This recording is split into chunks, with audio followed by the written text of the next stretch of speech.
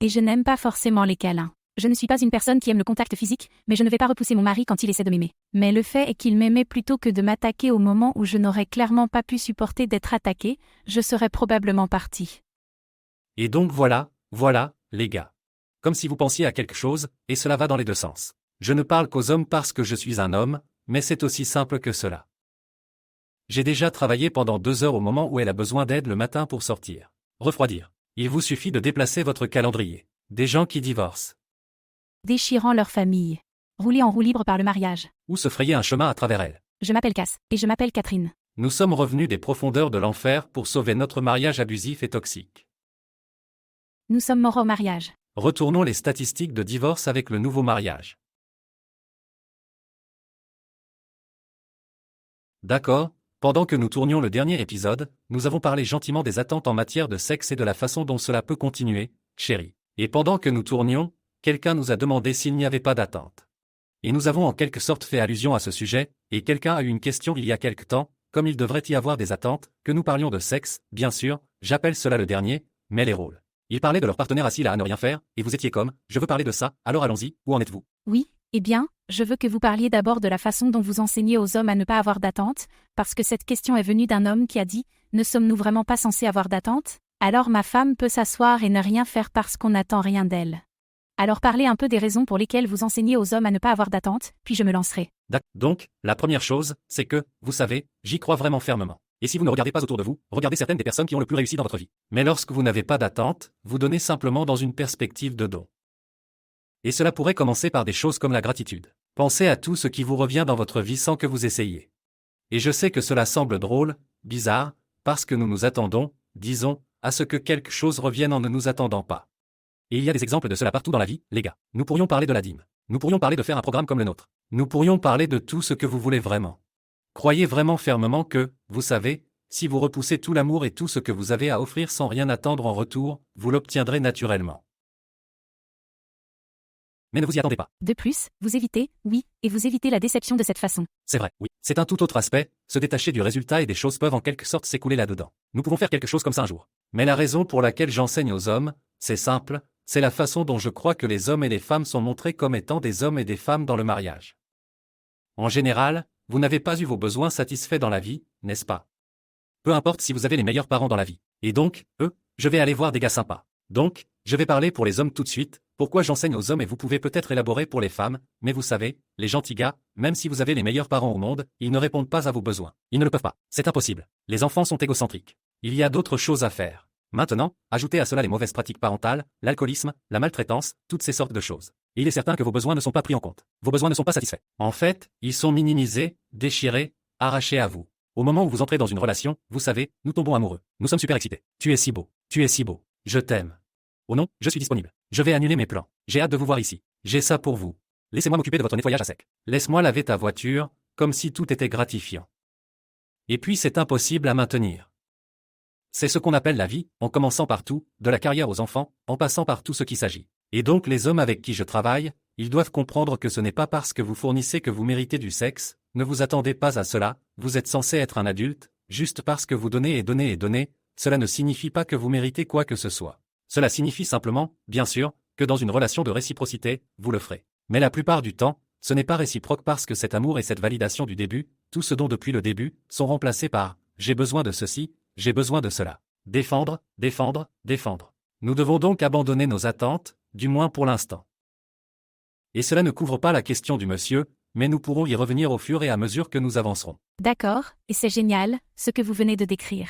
Je vais vous donner un exemple, et ce n'est pas une question piège, je vais vous poser une question. Ce n'est pas une question piège.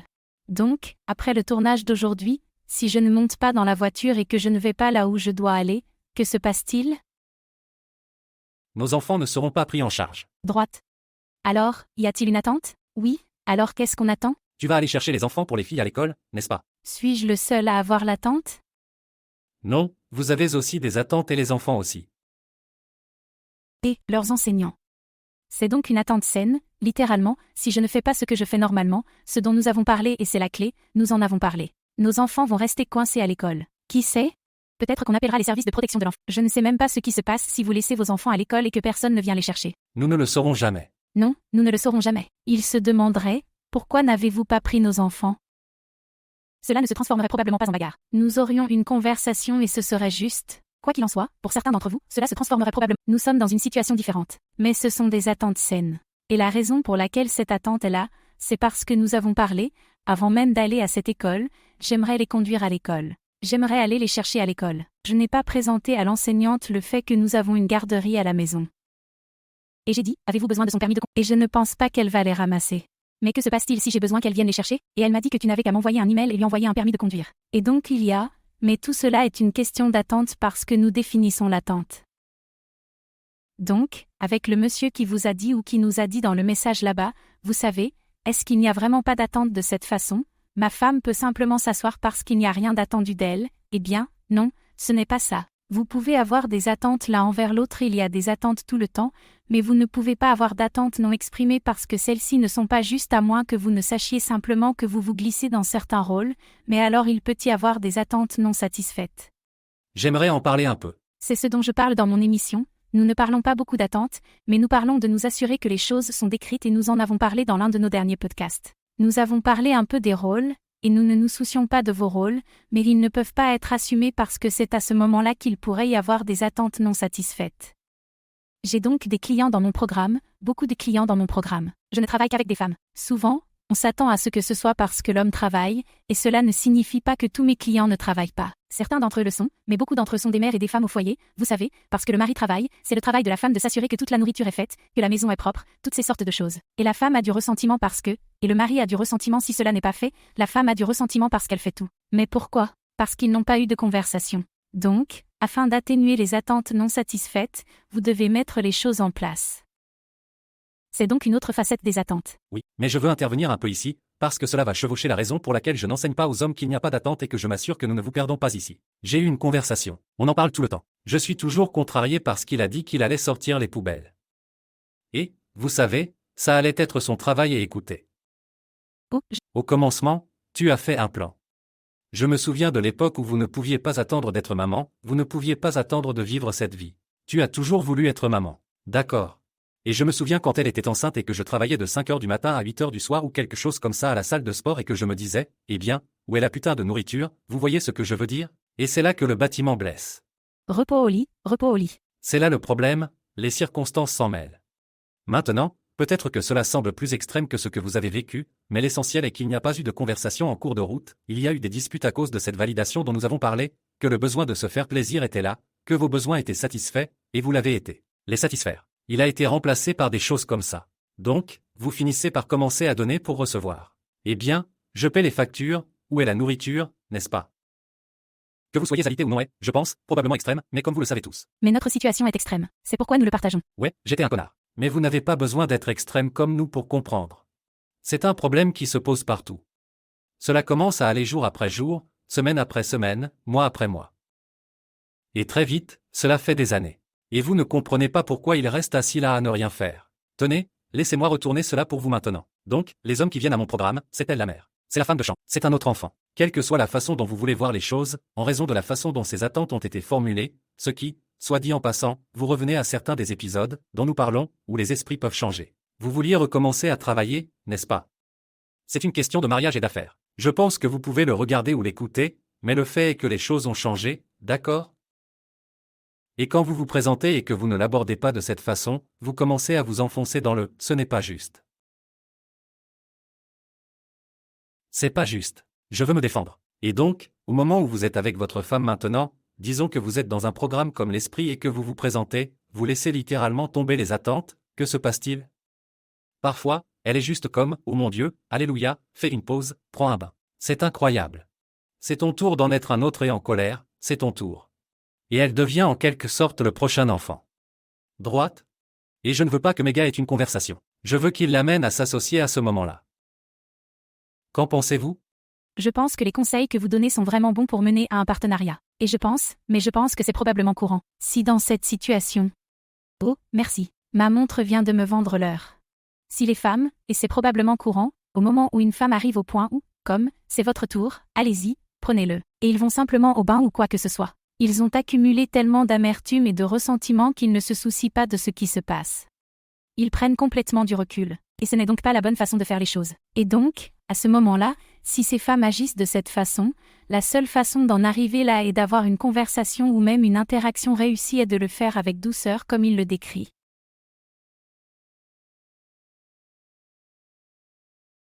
Et que vous intervenez parce que vous voulez, je sais qu'on ne devrait pas dire de l'aide parce que tu sais ce sont aussi tes enfants, mais c'est le cas si tu reprends le rôle de quelqu'un d'autre et que tu ne l'as pas fait. Il s'agit d'aider les gens à surmonter cette merde. Oui, vous n'aidez pas avec les enfants. Oh oui, je lui demande de l'aide pour les enfants. Je sais que ce sont ses enfants, mais je veux quand même de l'aide parce que c'est mon rôle. Donc pareil avec Com, je ne sais pas ce que je peux, je vais l'aider avec Com. Peu importe, en écrivant sur les réseaux sociaux. Les gars, si jamais vous voyez quelque chose sur l'un des commentaires, l'un des écrits, toutes les descriptions, c'est une mauvaise grammaire. C'est une ponctuation foirée. Les titres ne sont pas corrects. C'est parce que je l'ai fait. Elle m'aidera quand elle en aura l'occasion. Mais c'est notre affaire. Donc, vous savez, nous pourrions dire que, vous savez, c'est ma responsabilité, mais non, je l'aide parce qu'il s'occupe de certaines de ces choses. Alors surmontez-le. Si vous êtes offensé en disant « Non, mon mari ne l'est pas », si vous ne voyez pas votre mari garder les enfants, mais aider, c'est correct de dire aider. Mais quoi qu'il en soit, quand vous êtes, si la femme est contrariée et qu'elle est amère, qu'elle a du ressentiment, et que le mari arrive, la seule façon d'aborder cette interaction est avec douceur, gratitude et amour, parce qu'alors elle verra qu'elle est appréciée. Et il va aussi voir à quel point son rôle est difficile. Et puis il va montrer de la gratitude. Et puis c'est un cycle de gratitude au lieu d'un événement technologique. C'est juste. Et c'est aussi un retournement. Cela va dans les deux sens. Si vous pensez que vous méritez une pause, vous devez commencer à réfléchir profondément. Comme, oh, oui, je travaille toutes ces heures. Eh bien, je vais utiliser l'exemple d'un gars qui essayait de rejoindre un programme hier, et je ne pense pas que je veuille qu'il rejoigne mon programme. C'est une question d'état d'esprit. Il est comme, eh bien, je travaille 18 heures par jour. Et je me présente où je vais au travail, je me présente au travail 6 jours par semaine. Et donc quand je rentre à la maison, vous savez, et que je lui dis que mes amis ont des billets de concert pour, je ne dirai pas le nom du groupe, mais tout d'un coup, elle est bouleversée. Eh bien, mec, on s'attendait à ce que tu donnes la priorité à ta femme. Si vous devez travailler autant et qu'il la blâme parce qu'elle veut la nouvelle voiture. Elle veut une maison plus grande. Elle veut ceci et cela. Non, mec, tu n'avais pas d'attente de budget en place. Vous n'avez pas eu la conversation difficile sur le budget. Vous ne l'avez pas fait, donc vous voyez que la perspective peut changer tout au long et maintenant il ne donne pas la priorité, il va aller au concert quand il n'a pas de jour de congé. Je suis comme, eh bien, pas étonnant qu'elle soit putain d'énervée si ce n'est qu'un exemple, mais j'avais déjà entendu un tas d'autres choses mais donc les attentes sont là, mais quand vous donnez pour obtenir, je pense que c'est le vrai problème. Et c'est ce que vous décrivez normalement donc, qu'est-ce que vous voulez dire n'ayez pas d'attente, n'avez pas d'attente que lorsque vous faites quelque chose, vous allez obtenir quelque chose en retour et au fait, vous savez ce qui peut aider toutes les situations dont nous parlons, c'est juste, connexion, être connecté à votre partenaire. Donc j'ai eu un petit coup de pouce, je crois que c'était la semaine dernière, toujours des gars humains, j'aime raconter mes histoires. La semaine dernière? 2 fois la semaine dernière? 4 fois? Je plaisante. C'est pas vrai. C'est pas vrai. C'est pas vrai. Mais un jour, cela revient à ce que je m'attende, à ce que je m'occupe des enfants parce que je veux prendre soin des enfants, mais nos enfants, nous sommes dans une phase d'humilité de la parentalité. Oh mon Dieu. Et je suis revenue un matin, alors nous les avons fait sortir de la maison et nous avons pris. Je vais donc au gymnase le matin et ils vont à la pause des enfants, et il est très difficile, premièrement, de les faire sortir de la maison, puis de les sortir de la bandage et de les ramener à la maison. C'est vraiment difficile. Et je suis entrée et je me suis tenue au comptoir de la cuisine, les larmes aux yeux, et j'ai dit à mon mari, si tu ne m'aides pas le matin, je te quitte. Et bien sûr, je ne vais pas quitter mon mari, et je ne vais quitter personne. Mais c'est là que j'étais tellement stressée. Accablée. J'étais tellement bouleversée. Je ne vais pas quitter ma famille. Mais à ce moment-là, je me suis dit que je pouvais comprendre pourquoi les mères abandonnaient parfois leur famille. C'est tellement difficile. Je me suis dit que j'allais faire une crise psychotique. J'ai l'impression de perdre la tête. Et mon mari aurait pu venir me voir et me dire, eh bien, je travaille tout ce temps et je gagne plus d'argent que vous. Et vous devriez... J'ai déjà travaillé pendant 2 heures à ce stade, n'est-ce pas? Le matin maintenant. Donc, oui, mais probablement 4 ou 5 heures. Parce que c'était après mon retour à la maison. Oui. Oui, et donc il aurait pu venir à lui, eh bien, c'est la vie que vous vouliez et vous vouliez cela. Et je travaille dur pour que vous puissiez avoir cet horaire. Et il aurait pu venir vers moi comme ça, il a dit qu'il était venu et m'a fait un gros câlin et il a dit, je t'ai eu, bébé. Et je n'aime pas forcément les câlins. Je ne suis pas une personne qui aime le contact physique, mais je ne vais pas repousser mon mari quand il essaie de m'aimer. Mais le fait est qu'il m'aimait plutôt que de m'attaquer sur le moment où je n'aurais clairement pas pu supporter d'être attaqué. Je serais probablement partie. Et donc voilà, les hommes. Par exemple, vous pensez à certaines choses et cela va dans les deux sens. Je ne parle qu'aux hommes parce que je suis l'homme. Mais comme si c'était aussi simple que ça. J'ai déjà travaillé pendant 2 heures au moment où elle a besoin d'aide le matin pour sortir. Refroidir. Il vous suffit de déplacer votre calendrier. C'est aussi simple que cela. Et je sais, je ne peux pas, mes heures, ceci et cela. Ensuite, trouvez le moyen de l'équilibrer pour qu'elle fasse en sorte que cela fonctionne. Et c'est un très bon exemple parce que j'aurais pu communiquer plus clairement avant d'avoir ma crise, mais je ne l'ai pas fait parce que j'essayais de faire ce que je pensais que je voulais faire. Je voulais avoir ce rôle de maman. Je voulais tout faire. J'ai toujours voulu faire ça, et ce n'est pas la première crise que j'ai avec les enfants. Les enfants sont vraiment durs en ce moment. Mais c'est un très bon exemple parce que j'aurais pu faire quelque chose différemment et je ne l'ai pas fait. Donc, une personne doit être cette personne qui va en quelque sorte en prendre le poids. Je pense que ça devrait être l'homme. Mais voilà, si vous écoutez, vous regardez, à la fin de la journée, si c'est vous qui écoutez ou regardez, c'est vous. Alors oui, si vous venez d'entendre mon histoire et que vous vous dites, vous savez quoi, je pourrais vraiment profiter de l'occasion pour parler à mon mari de la façon dont les attentes doivent changer. Vous n'avez pas besoin d'entrer et de pleurer à l'évier et de dire que vous le quittez. Vous n'avez pas besoin de le faire. J'aurais pu dire, Surtout s'il n'est pas dans mon programme, il le prendra très personnellement et il attaquera. je me sens vraiment en sécurité dans ma relation. C'est pour ça que j'ai pu le faire. Mais je sais aussi mieux. J'aurais dû. Je n'ai tout simplement pas. Je pense que j'avais besoin de me pousser à bout, de savoir que j'avais besoin d'aide. Mais ce que vous devriez faire, c'est réfléchir à la façon dont vous pouvez exprimer que les rôles pourraient avoir besoin de changer un peu afin qu'il n'y ait pas d'attente non satisfaite. Droite? Convenu. Très bien, les gars, ça me donne une idée pour le prochain spectacle. Parlons de l'indépendance des femmes, même des hommes, de l'indépendance. Allons-y. D'accord.